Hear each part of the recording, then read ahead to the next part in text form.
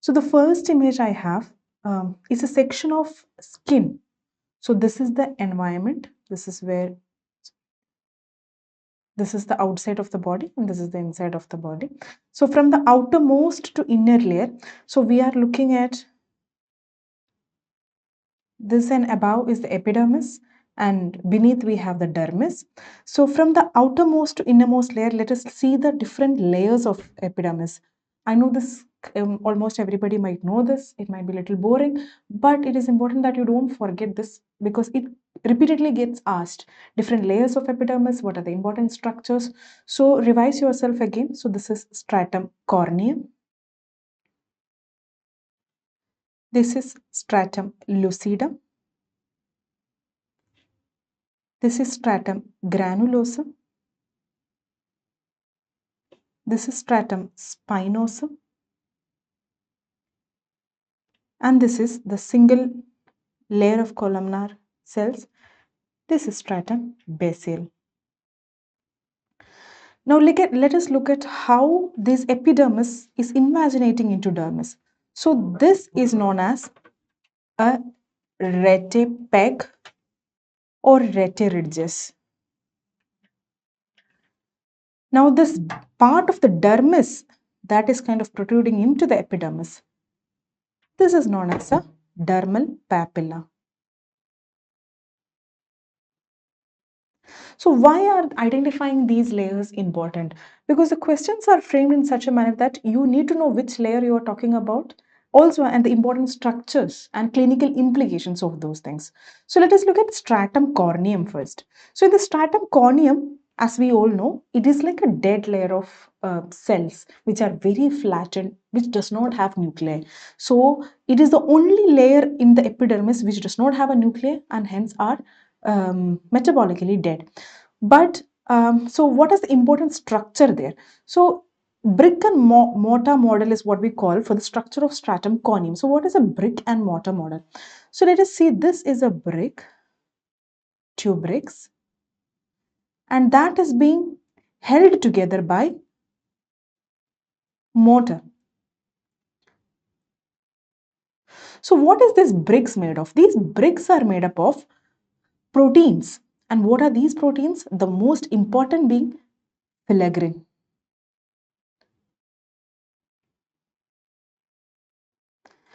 And what is this mortar made of? This mortar is made up of lipids. And what are the most important lipids that we should know about? Fatty acid, cholesterol, and ceramides. These are present in 1:1:1 proportion, hence forming the mortar. So this is how the stratum corneum is arranged. Okay, and the absence or the deficiency or the in very low birth weight in men, we see that the stratum corneum is very thin or underdeveloped, due to which there can be a lot of transepidermal water loss. This is a question that has been previously asked. Deficient in very low birth weight infants. Now let us look at stratum lucidum. It is a clear layer and it contains elidin granules. And how is it important? The clinical implication is that it is only present in the tough structures like palms and soles. So technically, except for the palms and soles, the skin has 4 layers, and while in the palms and soles, there is 5 layers, including stratum lucidum. Now let us look at stratum granulosum. So the name granulosum comes from the point that these layer of cells contain a lot of granules in the cytoplasm. So what are these granules? There are 2 important type of granules. One are the keratohyalin granules and the other one is Ortland bodies or lamellar bodies. So what are these keratohyalin granules? We were talking about the brick and mortar model. We were telling about the filaggrin that is present here. In addition to filaggrin, we have other proteins also, but the most important one is filaggrin. So these filaggrin are formed, the precursors of filaggrin are present in the keratohyalin granules. Profilaggrin. And now the Ortland bodies. What are the Ortland bodies or lamellar bodies? These bodies contains the lipids that were present in the mortar of the brick and mortar model we were telling in the stratum corneum. So these lipids are formed in the Ortland bodies or lamellar bodies, and as they mature, they go up and become this stratum corneum with brick and mortar. So how is it clinically important? The deficiency of filaggrin is implicated in ichthyosis vulgaris, while the Odlin bodies, multiple mutations, different type of mutations in the lipid transport, lipid formation, etc., are implicated in autosomal recessive type of congenital ichthyosis. And now coming to stratum spinosum. So in stratum spinosum, as we can see, this is what is forming the bulk of the epidermis, right? So in the stratum spinosum, while this is forming around 3 to 10 layers thick, this is connected to each other, not only just stratum spinosum. The name spinosum comes from the fact that these cells have spine-like projections, which are basically desmosomes. But we know that it is not just in the stratum spinosum. All the epidermal keratinocytes have desmosomes in it, but they are most prominent in the stratum spinosum. They become more prominent when the water is seeping in between the cells and making these desmosomal connections more prominent. And that process is known as spongiosis. Right. In this layer of the skin, in addition to keratinocytes, we have another important structure that is known as Langerhans cells. So what are Langerhans cells? These are antigen presenting cells. And why are they important? The aberrant proliferation of Langerhans cells are implicated in Langerhansen histiocytosis. The immunohistochemistry of Langerhans cells are important because that helps us in detecting them. So what are they? CD1A, CD207, which is also known as Langerin, and S100. On electron microscopy, these cells show Birbeck granules. Now let us look at the stratum basale, the lowermost layer of the epidermis, which is a single layer of columnar cells. And what do they contain in addition to keratinocytes? They also contain melanocytes and Merkel cells. Okay, this has been asked in different various and forms on different exams. So I propose that you keep this images PDF with you. Do rapid revision in between. Just go through the slides once, just to get yourself acquainted to the images, just the images with very basic information about them. Okay. Now let us look at the second image. So in the second page, we are basically discussing about different shapes and configuration of the lesions. Let us see. So this is a lesion which has a very well-defined, largely a well-defined border, right? And it is completely filled. As we can see, it is completely filled. So this type of a lesion is known as a discoid lesion, also known as nummular lesion. And the most common example for such a lesion would be nummular eczema or discoid eczema, right? Now the next one, as we can see, has a well-defined elevated border which is quite distinct from the center of the plaque. So this is known as, such a morphology is known as an annular lesion. And why is it important? It has been asked in previous INI-CETs also to describe which are the conditions which presents with annular lesions. And some of the examples that you should remember are tinea, the common one, the favorite one, everybody knows. In this image, what we are seeing is also known as porokeratosis. This is also an annular lesion. For the inverse, this porokeratosis has a very distinct thin layer of border that is forming, and it is, if you put a dermoscope, if you magnify it many times, you can see that it is actually a double ridged one. And on histopathology, you will see cornoid lamella. Not very important, but just to know that porokeratosis is also a type of annular lesions. Now coming to the third side, granuloma annulare. These are easy because the name itself says that it is annular. Another type of skin lesion which has annular lesions are subacute cutaneous lupus erythematosus.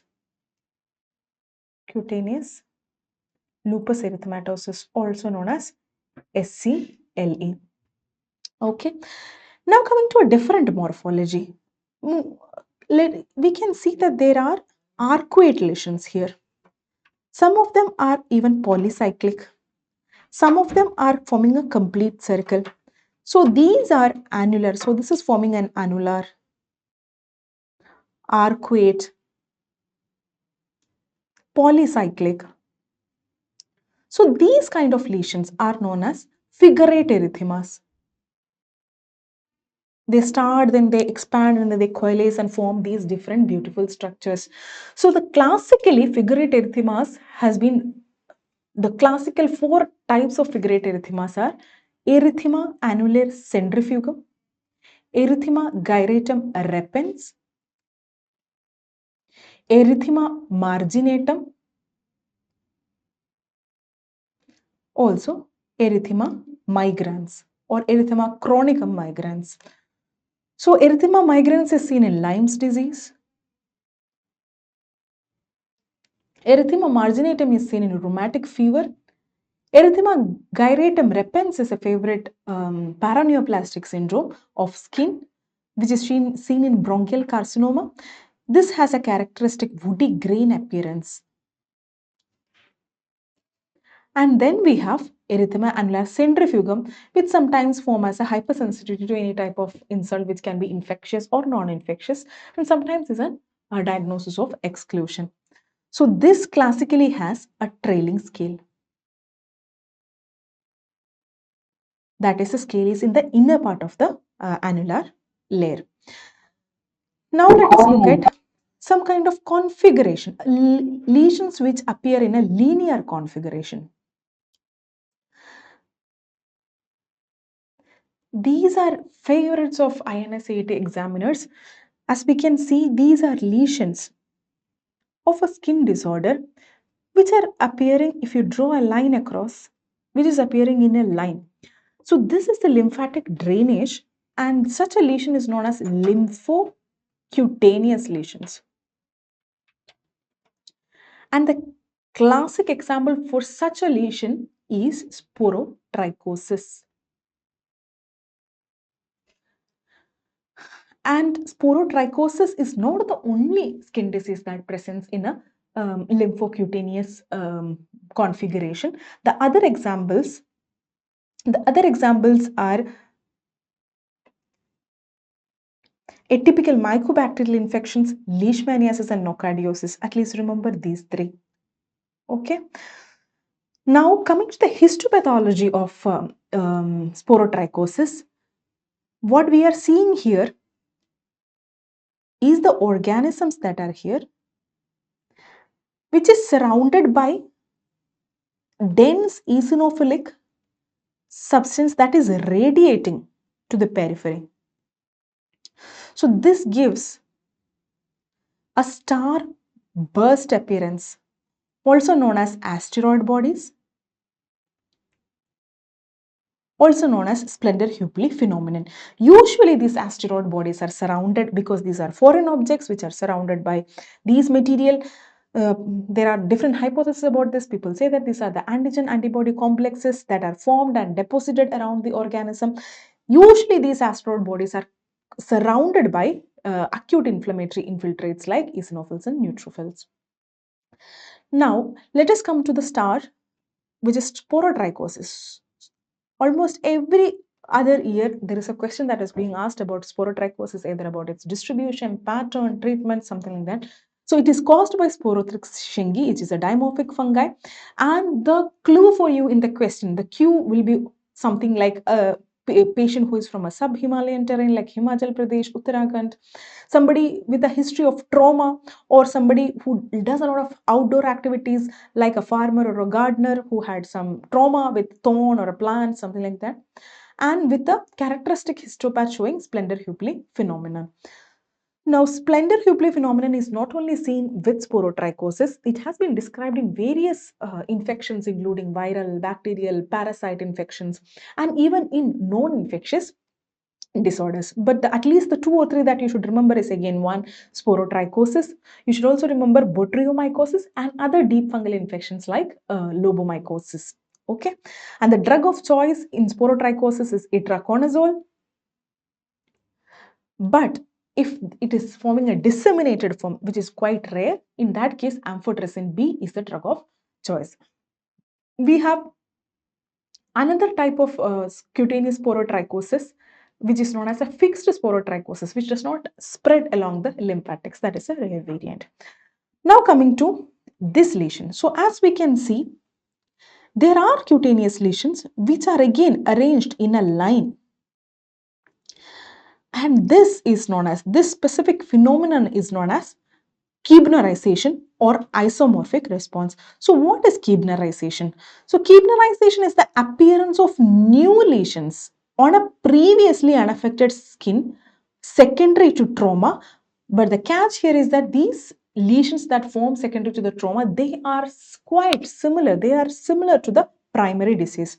So if a patient of psoriasis is developing Qbnerization, the lesions which are developing on the site of trauma will look exactly like psoriatic plaques. So the classic examples are lichen planus, psoriasis, and vitiligo. Now, this is true Qbnerization. What is a pseudo Qbnerization? So what happens is that in infective disorders like wart or molluscum contagiosum, because of the trauma, likely like scratching or something, which implants these viruses along the line of trauma, along the line of scratching, which gives an appearance that these are also similar to the previous primary lesions, but these are due to auto-inoculation of the virus along the site of trauma. Right. So the classical examples are molluscum contagiosum and verruca vulgaris. It is an important question, has been asked multiple times.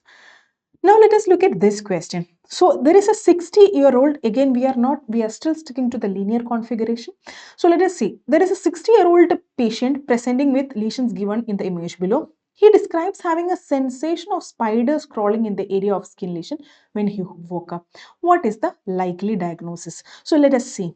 So this is a lesion that is present, almost linear but a broad linear.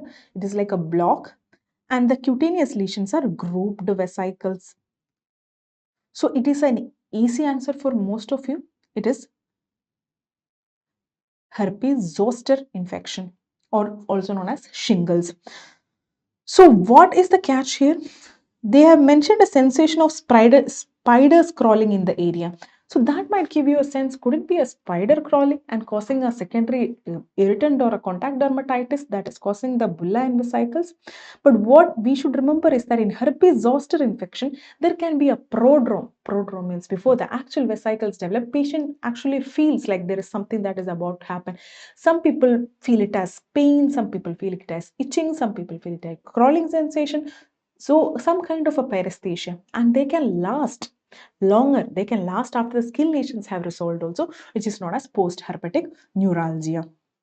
So this is a herpes zoster infection. Has been asked multiple times. It is a repeated question, and never to miss this question. Now, this characteristic distribution that we are seeing as a block, this is known as a linear block. So that is known as dermatomal distribution, and dermatomal distribution is based on the nerve supply of the layer. So this segment is supplied by certain spinal nerves, and that is the reason for the dermatomal distribution of these skin lesions. And what is the classical example? Herpes zoster. We have other examples like segmental neurofibromatosis. Now let us look at a different kind of linear configuration or a segmental involvement. So here we have a area, a block of area where the patient has leukotrichia, that is the white hair, and localized area of depigmented macules. This has been asked at least twice before to differentiate between the options that are given here, that is vitiligo, piebaldism, and nevus depigmentosus. So let us dive in.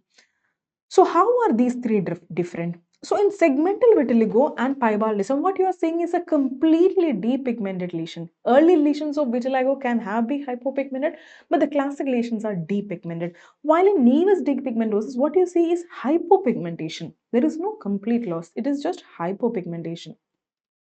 So if you are seeing a plaque which looks completely white, then it is not nevus depigmentosis. Now let us look, when does this present?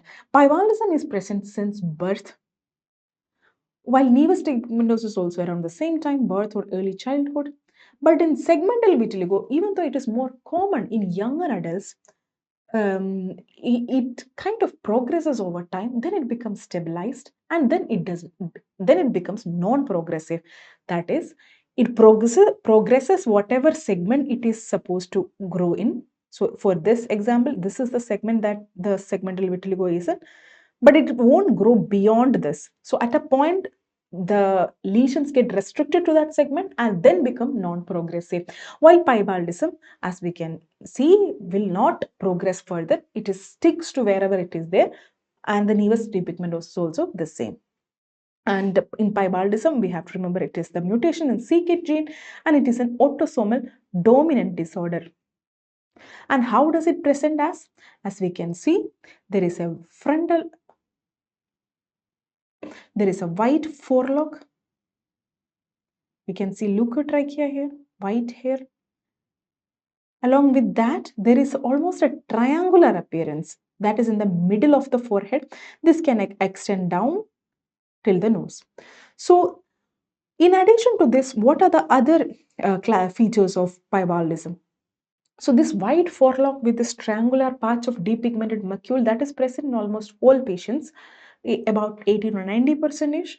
But what is characteristic is this islands of normopigmented skin or normopigmented skin or hyperpigmented skin that is present as islands in between these depigmented macules. Other classical sites for pybaldism are, if this is the human body and this is around the joints, this is one area,